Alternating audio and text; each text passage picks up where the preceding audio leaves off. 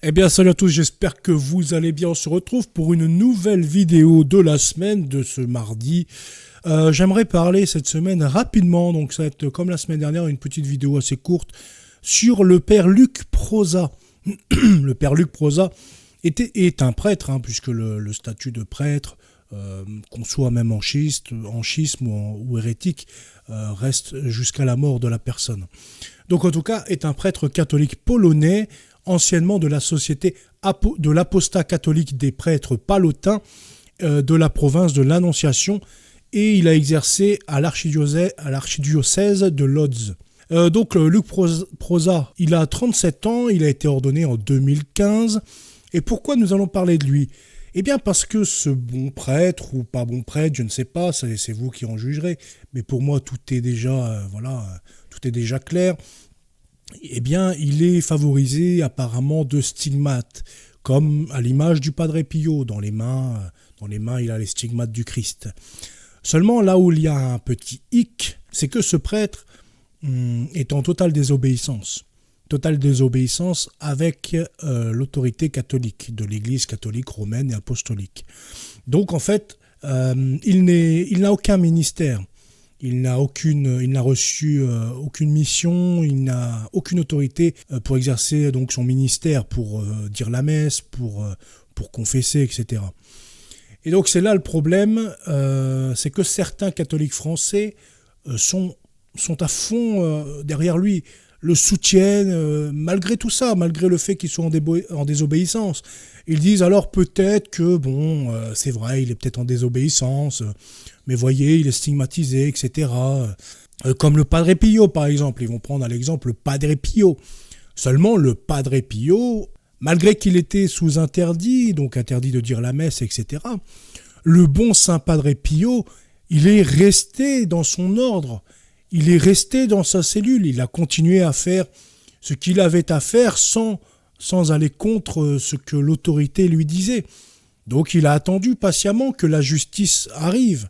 Et il n'est pas sorti de son ordre, il n'est pas sorti de l'église catholique pour aller fonder une petite église, une petite paroisse, une petite chapelle à côté, en dehors, histoire de pouvoir continuer à dire la messe. Non, il s'est soumis comme un agneau doux comme un agneau, comme le Seigneur. Il s'est soumis, il n'a pas murmuré, et puis il a attendu que la justice de Dieu passe. Donc ça, c'est un premier point. Donc c'est pour ça qu'on ne peut pas comparer Luc Prosa, le père Luc Prosa, avec le saint Padre Pio. Ce sont deux contextes très différents. Donc j'en avais fait un article, je vais vous le relire. Il a été vicaire dans la paroisse palotine à Lodz pendant 2 ans et il a suscité de nombreuses controverses. Luc Prosa prétend donc avoir des stigmates et affirme que Jésus lui apparaît tous les vendredis, il lui donne des directives. Nous allons voir que les messages sont assez cocasses quand même. J'ai envie de le rappeler parce que ça me paraît un peu suspect. Il est fortement opposé à la distribution de la communion dans la main et à sa distribution par des ministres extraordinaires. Donc voilà, certains, comme je le dis un tout petit peu plus loin, donc voilà, lui c'est Luc, le père Luc Prosa, et vous pouvez voir ses stigmates dans ses mains. Je ne sais pas si vous allez voir ma souris. En tout cas, voilà, vous allez pouvoir voir ces stigmates. Ces soi-disant stigmates qui sont faits par le Seigneur. Prosa, surnommé le mystique moderne, a réussi à convaincre de nombreux fidèles de ses capacités de guérison. Et il ne faut pas oublier que le diable peut aussi faire des pseudo-guérisons, des guérisons pour appliquer un plus grand mal. L'Église a fini donc par se désolidariser de ce prêtre controversé. C'est le 10 décembre 2021 que Prosa a été suspendu. Aujourd'hui, il n'a plus rien à voir avec l'ordre dont il est issu. Prosa n'a cependant pas cessé ses activités spirituelles. Il n'est donc plus autorisé à exercer son sacerdoce ou à instituer les sacrements de l'Église, ni à porter l'habit ecclésiastique. Donc, il n'a aucun droit. C'est un prêtre schismatique, tout simplement. Le père Luc Prosa ne vit plus dans la maison payotine vers laquelle il a été dirigé. C'est ce qu'avait écrit donc un communiqué du père Przemysław je saurais pas le dire. Je vais pas m'essayer. On va l'appeler Podjelski. Voilà. Porte-parole donc de la province de l'Annonciation. Ainsi, les supérieurs religieux n'ont aucune influence sur ses activités, dont on trouve des traces sur les réseaux sociaux. Père Luc Prosa n'exerce actuellement aucune fonction qui lui serait confiée par son supérieur. La fondation, donc j'ai trouvé cet article par des recherches en polonais, la Fondation pour la prévention des sectes en Pologne avait écrit également à ce sujet, puisque beaucoup de catholiques s'interrogeaient, forcément et logiquement. Et donc elle dit, le père Luc Prosa est suspendu et il lui est donc interdit d'exercer toute fonction sacerdotale. Il n'exerce actuellement aucune fonction qui lui aurait été confiée par un supérieur religieux. Les supérieurs religieux ont donc aucune influence sur ses activités. Il est en complète roue libre, c'est-à-dire qu'il est le seul, il choisit ce qu'il veut. Il n'a pas d'autorité au-dessus de lui. Il est, entre guillemets, on peut dire, son propre pape, son propre cardinal, son propre évêque, son propre prêtre. Voilà, tout simplement. On ne peut pas dire quelque chose d'autre. Et ça, excusez-moi, dans toute l'histoire de l'Église, vous n'aurez pas un saint qui s'est séparé de l'obéissance. Vous pouvez lire la vie des saints, vous pouvez en lire beaucoup de vies de saints. Et vous allez voir dans son sein d'ailleurs du livre des saints, excusez-moi pour la petite blague, hein, mais à chaque fois le Seigneur met un point d'honneur monumental sur l'obéissance. C'est comment dire, c'est quelque chose d'hyper important pour le Seigneur. Celui qui n'obéit pas à son supérieur, etc., il l'a en horreur, clairement. Et ça, il le répète plusieurs fois chez de grandes saintes. Et d'ailleurs, de grandes saintes qui se sont soumises également à leur autorité, même si leur conscience leur disait « Ah, gna, gna, gna », non, elles se sont soumises par obéissance. Et elles ont écouté leur confesseur par obéissance. Et c'est le Seigneur qui leur demandait d'ailleurs, dans certaines situations. Et donc, la Société de l'apostolat catholique des Pères Pallottins confirme également, en réponse aux questions émergentes sur le statut juridique du père Lucas Prosa, je vous informe que le père Lucas Prosa ne vit pas dans la maison pallottine à laquelle il était affecté. Donc il est bien sorti de son ordre, il n'a plus rien à voir avec son ordre. Il agit tout simplement seul et il est son propre maître. Des vidéos de sermons prêchés par le prêtre suspendu sont régulièrement publiées sur le profil Facebook et la chaîne YouTube de Spiritual Haven et sur le site officiel Pristan Dunchowo, mais aussi sur des forums et des sites catholiques français qui croient dur comme fer au miracle. Et c'est ça que je dénonce, c'est que beaucoup de catholiques français, ils sont tous, je sais pas, j'ai l'impression qu'ils sont perdus, ils ont besoin de spiritualité, ils ont besoin d'apocalypse, de miracles, de machin, et ils sont prêts à écouter le premier venu sans s'interroger, sans faire des recherches un peu plus poussées pour voir si ce qu'ils suivent c'est correct ou pas.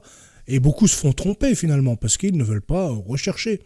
Ils pensent que ça y est parce qu'il arbore un habit avec le Saint Padre Pio dessus, parce qu'il est prêtre, parce qu'il a des stigmates, que ça y est, il n'y a plus rien d'autre à vérifier. Heureusement que ça ne s'arrête pas là, puisque on le sait très bien que c'est Satan qui est le maître du spectacle. Donc, ce prêtre qui s'oppose à la communion dans la main, comme si que le fait de communier dans la main était quelque chose qui systématiquement disqualifierait un catholique et le ferait se différencier du vrai catholicisme, alors que prendre sur la main n'a jamais posé aucun problème dans l'histoire. D'ailleurs, il y a certains articles d'archidiacres qui stipulent que la communion dans la main était exercée à l'époque également, puis c'est revenu avec dans la bouche, et puis voilà, avec Vatican II, pas tous, hein, mais certains le font dans la main. Mais cela n'a pas empêché à avoir des saints quand même, et la nouvelle messe, ou des miracles eucharistiques. Cela n'a rien empêché. Ce n'est pas parce que vous allez prendre la communion dans la bouche que vous êtes soi-disant beaucoup plus catholique, ou beaucoup plus pieux, ou beaucoup plus respectueux. L'apparence, des fois, est tout à fait trompeuse. Certains catholiques peuvent paraître être de très bons catholiques, très pieux, et en dehors de ça, être de très mauvais catholiques quand ils sont dans le privé, par exemple, ou quand ils ne sont pas avec les proches. Voilà, ils se donnent un genre, en gros, quoi. Je dis pas que c'est pour tout le monde pareil, attention. Mais c'est un peu bête de dire que, voilà, parce que tu prends dans la bouche ou dans la main, alors tu es plus catholique ou moins catholique, ou tu respectes plus ou moins. C'est comme le tutoiement, hein, le fait de tutoyer dans les prières Dieu, comme si que ça avait une quelconque importance avec un plus grand respect ou non, puisqu'au bout d'un moment, soit on vous voit, soit on tutoie par rapport à ce qu'on a appris. Tout simplement, ça n'enlève en rien le respect qu'on peut avoir envers Dieu. Sachant qu'également en espagnol, le vouvoiement n'existe presque pas. En anglais, il n'existe pas non plus. En latin, il n'existe pas non plus. Donc le respect ne s'acquiert pas par un vouvoiement ou par un tutoiement, mais par ses actes, tout simplement. Donc voilà, il est perçu comme un traditionnaliste persécuté par la méchante Église. Par conséquent, il trouve écho auprès des fidèles désorientés de notre siècle qui ont perdu foi en notre Sainte Mère. Voici un exemple de message et on va s'arrêter ici.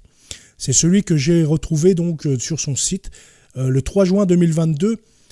Il dit « J'ai vu Jésus accompagné de Marie qui a prononcé des paroles importantes pour la nation polonaise. » D'accord, une période très difficile attend le peuple polonais, ce qui se confirmera avec la prise de pouvoir des gauchistes. Il y aura de la famine, une grande pauvreté, ça c'est pas confirmé. Les dirigeants de la Pologne font tout pour affiner le temps, etc. Les aliments de base deviendront très chers. Ça, dans toutes les apocalypses de voyantes actuellement et de voyants, ils en parlent. La famine, c'est le sujet numéro 1 qui fonctionne, puisqu'il y aura toujours des pauvres, donc forcément de parler de pauvres, ça fonctionnera toujours. Donc voilà, des jours d'obscurité viendront, pendant lesquels il faudra rester à l'intérieur de la maison et ne pas en sortir. Un nouveau flot éclatera dans le monde qui aura pour but de pucer tout le monde afin d'avoir le contrôle sur chacun. Là, on parle encore de la puce, on mélange les versets de l'Apocalypse. Mais bien aimé, la Pologne ainsi que le monde entier traverse actuellement une période de confusion, comme partout. Ça, on n'a pas besoin de le recevoir du Seigneur pour le savoir. Donc voilà, ce qui est intéressant, c'est après. Restez. Donc le Seigneur Jésus va lui dire, donc là c'est le message pour les fidèles, pour le monde, restez auprès de mon prêtre que j'ai choisi pour vous, afin de vous conduire tout droit vers le ciel. Donc grâce à ce prêtre, le Seigneur va venir, donc ce prêtre qui est en désobéissance avec son Église, qui est son propre chef. Donc le Seigneur va venir et lui dire, et dire donc à ses fidèles ou à nous-mêmes qui lisons ce texte, restez auprès de ce prêtre-là en désobéissance, parce que moi je l'ai choisi, et c'est lui qui va vous conduire tout droit au ciel. Donc c'est ce prêtre qui devient d'un coup, je sais pas, un intercesseur ou je ne sais quoi, qui va nous envoyer tout droit au ciel, alors qu'il n'a plus aucune charge sacerdotale. Si les gens ne voient pas de problème ici, moi je ne peux rien dire de plus. Mes bien-aimés, priez constamment et soutenez mon prêtre. Là où le Seigneur, donc là entre parenthèses c'est moi qui écris, là où le Seigneur ou Marie demanderont toujours de prier pour le pape, les évêques, les prêtres, sans faire aucune distinction. Mon prêtre, voilà, il dit, soutenez mon prêtre. Alors que la Sainte Vierge, elle dit toujours, soutenez les prêtres de l'Église, soutenez le pape, priez pour eux, etc. Là, non, c'est mon prêtre. Les autres, ils n'existent pas. Comme si qu'il y a une espèce d'apocalypse et il n'y a plus que lui dans le monde. Remarquez ses grandes souffrances et ses sacrifices qu'il offre toujours pour tous ceux qui lui demandent la prière. Malheureusement, les gens de ce monde veulent le détruire et l'humilier. Pourquoi malheureusement, étant donné que c'est une bénédiction d'être martyrisé dans ce monde à l'image du Seigneur? Je ne vois pas pourquoi ça serait malheureux. Mais leurs tentatives et leurs actions sont vaines, car celui-ci est mon fils bien-aimé et en qui j'ai mis toute mon affection. Écoutez-le. Je bénis tous ceux pour qui mon fils prie. Je bénis aussi tous ceux qui font l'aumône, la dîme, car cela apaise ma colère. Donc le fait de lui donner ton pognon, ça va soi-disant apaiser la colère du Seigneur. Très bien, c'est un nouveau concept peut-être. Mon fils, parle-moi de toute personne ayant besoin de guérison, car je désire entendre chacune de tes prières. Jésus. Donc moi j'aurais tort qu'essentiellement le message de Jésus à Luc Prosa semble n'être destiné qu'à consolider son autorité, sa légitimité, ainsi que son succès financier auprès des fidèles égarés. Tout cela sous le prétexte d'apaiser la colère du Seigneur. Je pensais que le péché était le plus important. Donc pour le bien de vos âmes, évitez de relayer les œuvres actuellement rejetées par l'Église catholique de ce père Luc Prosa. Un prêtre qui se soustrait de l'Église n'est pas digne d'être pris au sérieux. Le Saint Padre Pio a eu des déboires avec les autorités, cependant il s'est toujours soumis pacifiquement, même quand il a été interdit de célébrer la Sainte Messe. Donc voilà pour la conclusion du prêtre Luc Prosa. Tant qu'il ne s'est pas soustrait de ses obligations et qu'il n'est pas retourné au sein de l'Église catholique en se repentant et en demandant pardon au Seigneur, au pape, à la Sainte Église, au clergé, etc., eh bien, il ne peut pas être pris au sérieux. C'est pas comme ça que ça fonctionne en fait. C'est tout le contraire de comment fonctionne normalement l'Église catholique. Des prêtres ne peuvent pas se dire demain je vais quitter l'Église, je vais aller prêcher blabla, je vais aller prêcher ce que je veux, mais vous en faites pas, Dieu est avec moi. Non, non, ça fonctionne pas comme ça. Le Seigneur doit le tenir en horreur, malheureusement. J'espère pour lui qu'il va se reprendre et se repentir très rapidement. Parce que là, il est en train de tromper énormément d'âmes. Excusez-moi. Voilà, c'est tout ce que j'avais à dire sur ce sujet, en espérant que cela vous a aidé, en tout cas, à y voir un petit peu plus clair. Moi, c'est que ma perception, attention, je ne suis pas infaillible. Si d'autres peuvent me prouver que, contrairement dans l'histoire ou dans la vie des saints, il y a eu des saints qui sont sortis de l'autorité de l'Église et de leur ministère, et qu'ils ont terminé saints, alors montrez-les-moi, mais moi je ne les connais pas en tout cas. Bref, j'espère que cette vidéo vous aura plu, je vous souhaite une très bonne journée et à bientôt, salut.